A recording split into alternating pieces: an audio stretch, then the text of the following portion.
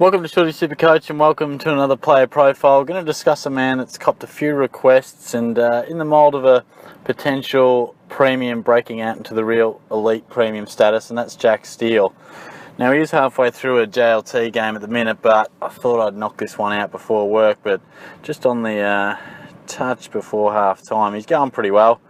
He's had the 6 touches, a few tackles and kicked a goal, so nothing to go crazy about. I don't have the SuperCoach scores in front of me, but just a pretty typical Steele sort of match, tackling hard and very present at the contest. But certainly what we'll be looking at is the back half of last year. That's really what's given us something to think about for Steele. Now, I remember when he was a Giant and certainly at that rookie price, we were talking about his ability to be a great cash cow and average really well, and we didn't see it for a little bit, and we've only seen it in Saints colours, but he has long been talked about as a bloke who's an absolute hard nut and at some point can be a really juicy option for us in SuperCoach. And this is the first stage he's really come into that genuine consideration for an elite premium. And 2015, 64.3 average from 7 games, 63.8 from 10.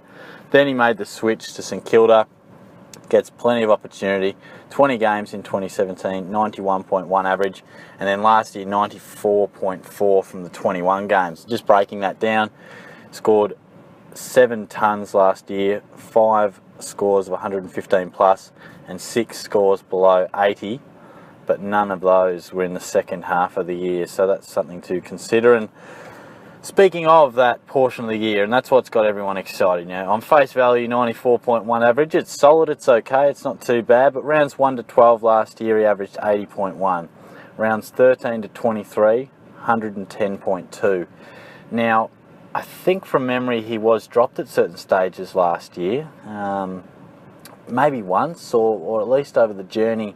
He hasn't always been a guy who's just been gifted games, even though he has played quite a lot. Something in my memory bank seems to suggest that at some time he has been put back to the 2s, but last year and his end to it was outstanding. He's priced at 512k, 187 centimetres, 90 kilos, 23 years old, 58 games. He's just about to take that real upward curve. You just get that sense he's in that area where they have a few consolidating years in that sort of 90 odd average, and then you really see a spike in their numbers. You suggest that's coming soon, but his last month is really outstanding as well. He scored 118, 128, 121 and 140. So I've seen a few comments about Steele because it's a classic example of we've got a reasonable sample size of premium numbers, but he's still priced, because he only did it 10 games or whatever, he's still priced below what a lot of people feel he's capable of. Now, where do I stand with this one?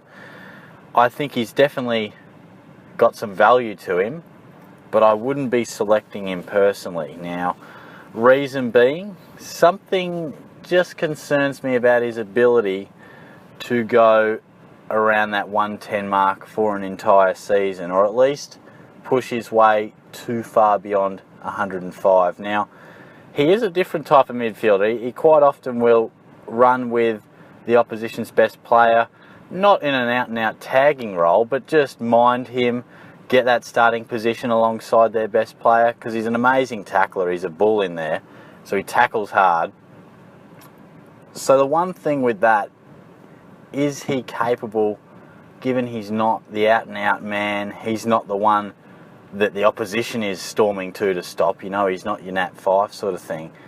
Over the course of 22 games, is he going to enough times be able to replicate these sort of scores that we saw late in the season? And it's just something in the back of my mind that gets a little bit concerned when he does have a defensive element to his game. Now, there's nothing wrong with that, because he can get 20 odd touches, but he'll lay 11 tackles and he still tons up.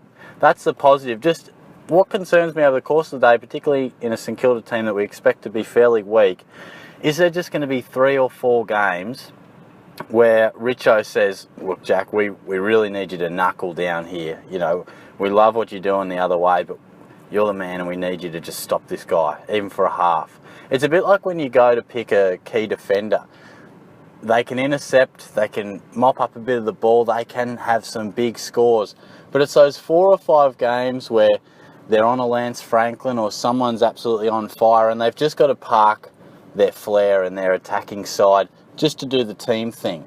That's the one thing that concerns me, where, you know, a Pendlebury in the day or a Cripps or a Fife or a Dangerfield, I mean, they're thinking team, but by them thinking team, they're thinking about how can I impose myself on this game, which has nothing to do with stopping anyone else. It's just getting your game going. So I think with Steele, St Kilda supporters may know better. Are they going to open him up a little bit more? Is he just a guy who can always get a stack of tackles and it doesn't matter too much? I'm not too sure, and my read on him is that he will average more, and I think he'll probably hit the 3 figures, and I think he's cheaper than he should be, but I just don't know whether he is capable of going too far beyond 106, 107 average for an entire season. We'll have to wait and see, and I'm talking about in his current role. Perhaps in years to come, he may just be a Josh Kennedy style in and under mid, feeding it out all day long. But I know when I was listening today, he was giving Shawnee Higgins a bit of attention and minding him a touch. And we shouldn't say, when I say minding him, I'm not talking he's a tagger. You know, yes, he's a defensively minded player around a stoppage, but he's more than capable of winning his own clearances and when the moment is right, to go the other way. That's what makes him so good. But yeah, I just have that concern. If I'm predicting an average, I'm thinking 103 to 105. Now, is that enough for you? It's pretty solid. I like to think when we spend 500k and upwards in the midfield, we'd at least like to think that they could nudge that 110, and maybe in our wildest dreams they could average it for the whole season. Now, you might just say, sure, he averaged 110 for the last 10 rounds. That's what you said off the top.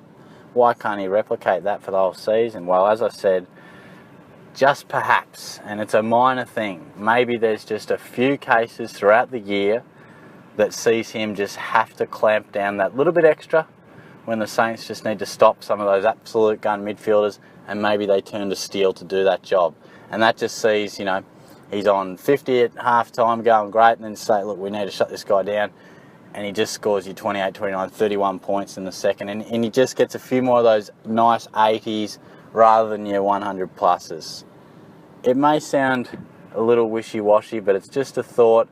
And when I'm spending this much money, I don't want any doubt that that can happen. I want them to be the absolute man around the contest and just going nuts for their own benefit and helping the team. So you could definitely make the counter argument that while he may not be hurting the opposition in terms of his own ball gathering ability, that he is just knocking up tackles at the contest. You could certainly mount that case, and that's what we saw late last year. So I'll be interested to see people's thoughts on him and whether they are actually going with him. I can't remember what percentage of sides he was in, but there was certainly in a few. Nothing too outrageous, but more than your average Joe. So let me know what you think. For me, I'm not going to go with him. I can see the merit with it, but there's just a little bit of concern with me. I mean, I remember I went down Hanbury one year. I think he averaged 97, and I was really expecting a real jump up to the 110, and he eventually did it. But being on board at the right time and trying to predict that comes with a sense of risk and danger. And I think Steele's a bit like that. Very different player to Hanbury, but a guy that we always suspect will average big numbers at some stage in his career. You jump on board when you hope that big spike comes, and you might miss it by a year. And all of a sudden, you're tearing your hair out because he's averaging, 90s, high 90s, early 100s. They're okay. And I remember I held on to Hanbury for a long time, and I think he ended up averaging 101 or 102. Good, solid season, but it wasn't what I wanted. And that's probably what I anticipate with Steele. So let me know what you think. I hope you enjoyed the podcast the other day. I really enjoyed doing that with Langers. We'll do one to wrap up the JLT very soon. So thanks again. I'll catch you soon. Cheers.